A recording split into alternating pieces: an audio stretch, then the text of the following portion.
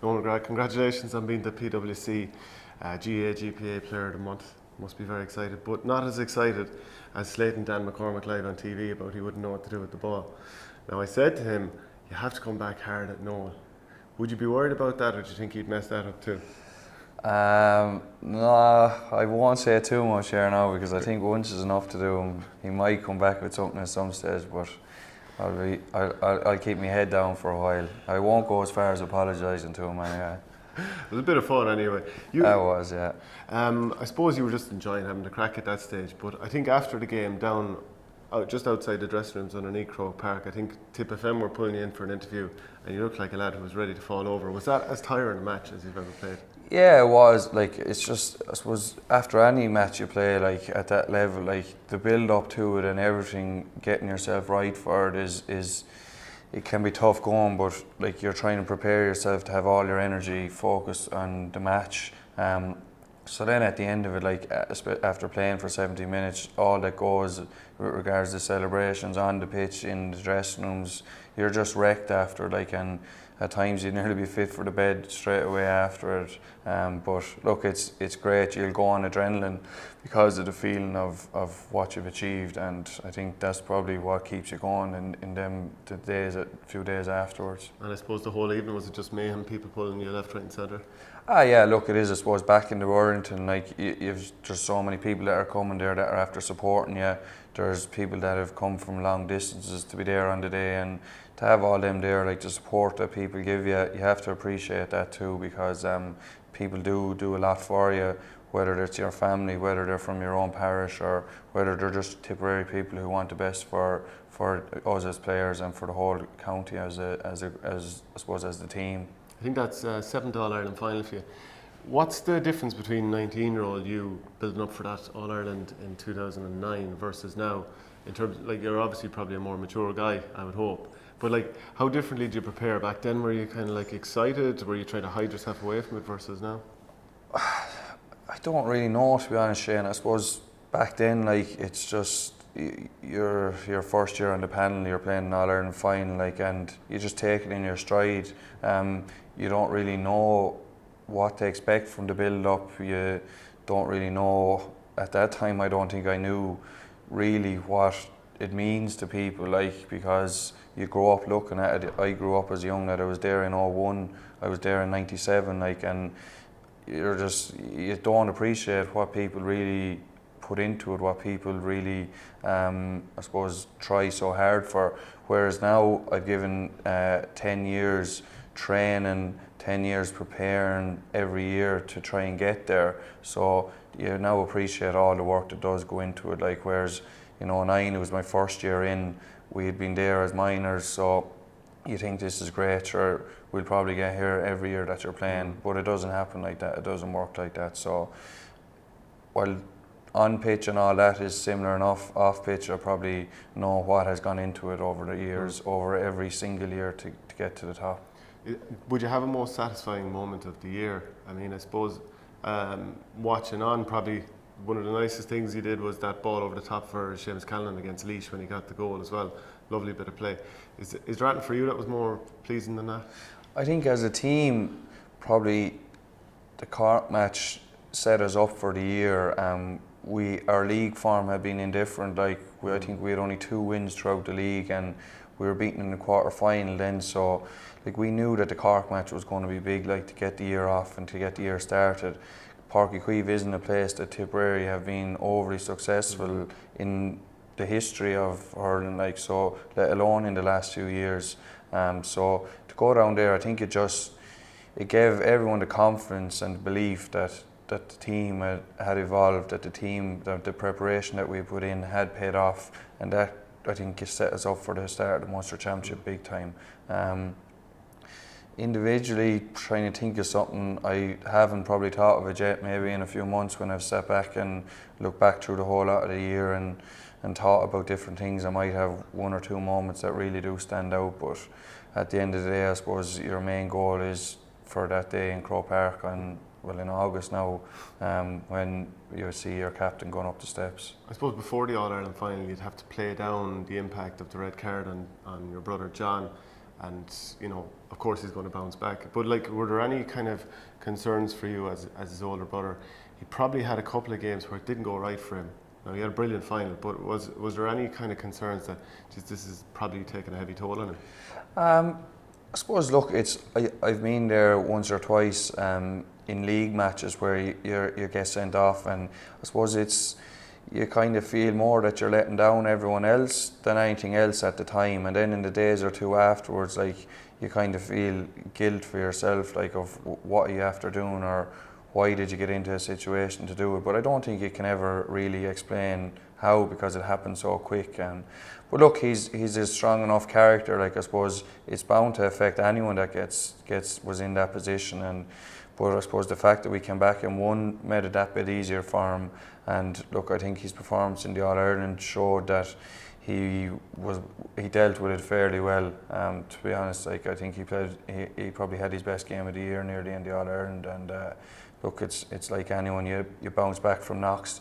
He won't be the first or the last to be in that position, and for anyone, it's not an easy place to be. So look, I was delighted for him, delighted for everybody, like, but to have him come back like that and perform as well as he did was nice. There's 5 of you that have been there more or less the whole time. Yourself, Brendan, Shamey, Bonner, and there's one other man. Paddy, of course, yeah. For the likes of Bonner, what sort of a role was he having once he did his cruciate? Look, I suppose Bonner is the lad that comes in to train and does so unbelievably hard work, but on and off the field. He's not a man that talks that much. He doesn't be giving big speeches in the dressing room or anything like that, but just the way he carried himself, the way he acted around the place, I'd say he was nearly at every training session since he'd done the cruciate. I think he might have missed the first week or two after the operation. That was it. He was there all the time, and for us to see that he was still putting in effort, that he was still wanting to do as much as he could for the group, like, inspired us. Like, it drives you on, like, it gives you motivation, because he's a legend of Tipperary hurling. Like, he's a man that has the respect of everybody, and to see him there the whole time, and to see him last Sunday, like, when he lifted the cup in Croke Park, the cheer he got, like, was unreal. So it's great for him. Like, I'm sure it's tough to be out at any stage with an injury, like, but the way he carried himself was unbelievable. So I mentioned the 5 of you players. How tough was it during that era when you're getting beaten by Kilkenny, and you're probably getting questioned fairly strongly? Like, we know how strong the scrutiny is in Tipperary, but let's say 2012, the 18-point loss, 2013, that game down in Nolan Park, when again it's just, you know, Kilkenny sort of edge it when it becomes a tough physical battle, and all this kind of talk that was surrounding the team. How tough is that for you to hear everything that's going on, just being questioned so much? I suppose the older you get, the less of it that you take in, the less of it that bothers me. I know the character of players that have been involved in the Tipperary teams over all them years, including this year, and I have belief in all of them. I have great faith in them.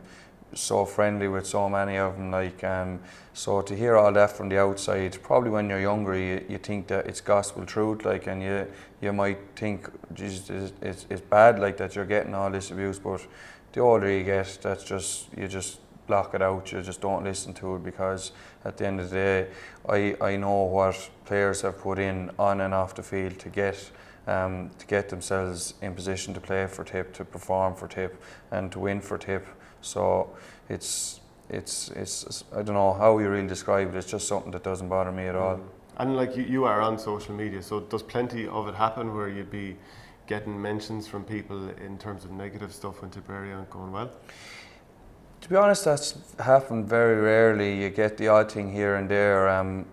Most people, I suppose, if they're going abusing online, they mightn't tag you. I don't know whether they do much of it online, but I've never really got any of it online. But you hear it all maybe through the radio, you hear it through newspapers, things like that, probably in different forms on Twitter and things like that as well. But look, it's something that you can't control. Like, if people want to give that abuse or have their opinion, that's fair enough, and everybody's entitled to their own opinion. So I'm not going to agree with everybody's opinion, or nobody's going to agree with all my opinions either. And when did you know that the game was secure against Kilkenny the other day? Look, I suppose it was strange that there was such a margin in it, I suppose, considering that at half time there was only a point in it, and I suppose with a minute or two to go, like you're just there and you realise that it's nearly over and there was a big gap, so you kind of know at that stage. But up to that, like I know like people be saying with 10 minutes to go or 12 minutes to go the game was over, but it doesn't work like that when you're on the pitch. Like you're so immersed in the game, you're so stuck in the game, you mightn't even know how long is left, and you don't know all the time what's in it score wise. So you just keep going, like, and you just stay going as best you can, and then there might be a time where there's a lull in the game right near the end where you realise it. But at the same time, like, you're going out there to play for 70 minutes, and you do get so immersed in the game that you don't know really what's going on outside you. And when the final whistle goes, is it that relief feeling or is it ecstasy feeling or what was it? I suppose it's both really. It's relief that you've achieved what you really wanted to achieve, and it's pure joy because it's celebration time, like, and it's time that you know that you're going to enjoy for the next few days, for the next few weeks, and you know it's everything really. There's all emotions there, like, and it's like you're always asked, like, but it still is hard to describe exactly what it is like. But it's everything from joy, relief, exhaustion. It's everything that you can think of. And people love talking, like, straight away I've heard jibes from people who know I'm from Tipperary saying one in a row team, the team will self-destruct over the winter. They always do this kind of stuff going off the rails. What would you say to that sort of sentiment? To be honest, I think it's all a load of rubbish that we've heard before. That like I've been involved in the 2011 season and 2017 season, where were 2 of the years where we were coming back the year after winning Ireland, and lads applied themselves very well in them teams. Lads trained as hard as they did any other years in them teams, and I think people forget that we were in All Ireland in 2011. We were beaten by Kilkenny. And in 2017, Joe Canning scored an unbelievable point to beat us in the semi-final. So it's not as if we didn't turn up the year after or we didn't compete the year after. We competed as hard as we could the year after. Everybody them years applied themselves as best as they possibly could. And this talk of going off the rails over the winter and things like that is a lot of rubbish that people make up and people want to say it to be heard. So look, as I said already, it's stuff you can't control, and if people want to think that, they can, and if they want to go and say it again, they probably will. So it'll be something that won't be bothering me. What was Liam Sheedy saying to you in the dressing room when you finally had a quiet moment altogether after winning it?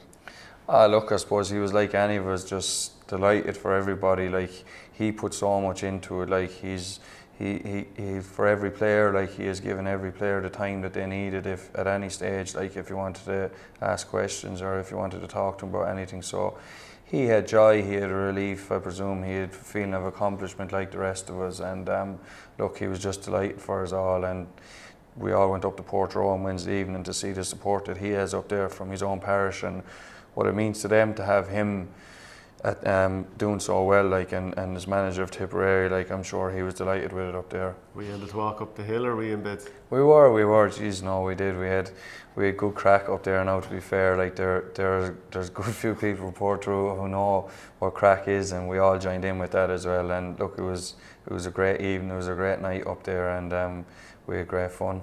I'm not sure how much you've seen of the under-20s this year, because I'm sure you're training so much yourself, but the likes of Jake, Jerome Cahill, who's in the squad as well, against Cork in the All-Ireland tomorrow. Do you have any thoughts on how that will go? Yeah, look, I've been to all their matches so far, actually, with the three boys, like, who are serious lads even around our pan, like, at a young age. We've seen Jake, Jerome got game time this year, and Paddy is another lad that applies himself so well, like, so we'll be going in there to support them on Saturday evening, and it's one that we're all looking forward to. Like, the Munster final was such a great evening, I suppose, the way that Tip won it, but the fact there was only a point in it shows that there's not much between the teams, and I think the boys know that they have a serious challenge to look forward to and are really looking forward to it. It's an All-Ireland final, like, why wouldn't they be looking forward to it? I hope and I would expect that there's a massive Tip crowd going to go in and support them and give everything that they can to the under-20s, because, like, Liam Cahill has put a serious team together there that have battled seriously so far this year and last year as well. Like, so it'd be great for the whole county, for them to get a performance Saturday evening, and we'll be looking forward to it. Yeah, because winning the under 21 All Ireland last year was big, and Ger Brown, for example, getting under 21 hurler of the year. The same Cork team in Munster and All Ireland last year, and again Munster and All Ireland at under 20 level this year as well. Some of the inside forwards, like Conor Bowe, looks like another talent. Billy Seymour, didn't happen for him in the Munster final with his shooting, but it did against Wexford. So the point I'm coming to is that there looks like there's talent coming for Tip as well to add to what's there. Oh, there is definitely. Like, it's great. Like, I think we had 12 of last year's under 21 panned in with us this year, and like, some of them are going to be serious Tipperary players over the next 10 years. And I've seen some of the under 20s this year as well, who lads that you'll be saying these lads are going to make the step up in the next year, 2, 3 years, whatever it is. Like, they're going to be there, and it is good to see it coming, because look, at the end of the day, everybody gets their time, like, and for us all it'll come at some stage, whether that's in 2, 3, 4 years, whatever it is, and there'll be a new group of lads there again. Like, and look, Tip hurling will continue, and Tip hurling will be competing for as long as possible, and it's great to have that talent coming through. Do you ever feel like, I've been going for 10 years now, like, do injuries mount up for you or anything like that? You're still only, what, 29, is it? 28. 28, ridiculous. You're still only 28, like, so, but do injuries not mount up from all the miles on the clock? To be honest, I've been lucky enough over the last number of years. Like, you pick up knocks here and there, but nothing serious. Like, I've never been out for too long with injury. So look, I suppose you get lucky, some players get unlucky, then you could have an injury at any stage of the year, or it could hit you at any stage of the year. So I'll be honest, I'll stay going as long as I want it, as long as I feel that I'm able to contribute to the group that's there, to the whole panel, and as long as there's someone there that wants me to stay going for Tipperary, I'll stay going. And do you think Liam is happy to continue on as manager? Look, I suppose we obviously haven't asked anything like that. I think they signed on for 3 years when they came in last year, so look, we'll be all looking forward to 2020. I'm sure the management will be looking forward to it as well. Like, there's a great feeling in there, there's a great buzz in there, so we'll be all looking forward to it. So when he added in, like, Tommy Dunn at the start and Dara Egan was there, and then after a while in comes Eamon O'Shea, and I'm not sure the order, but then Owen Kelly's in as doing the frees, and you know, it just seems Darren Gleeson, even with the goalkeepers, all the time, is this a boost to get someone else's coming in? Because from the outside it might be like too many cooks spoil the broth. No, look, to be honest, that's something for the management to decide who they bring in and who they don't bring in around the backroom team, and all the backroom team have given everything to us as players that was needed. They all were very supportive of everything that we were doing throughout the whole year, and the lads that you mentioned there, like, there's some top quality people and people that have serious hurling knowledge that knew exactly what was needed for us as players, and we all rode in behind them and they rode in behind us. And look, as I said, the management decide what players come in to decide who's on the backroom team, and as a player you look for anyone that you think can give you that benefit, and everybody that was there added to what we needed to do. Congrats and well done on Player of the Month. Sound, Shane, thanks.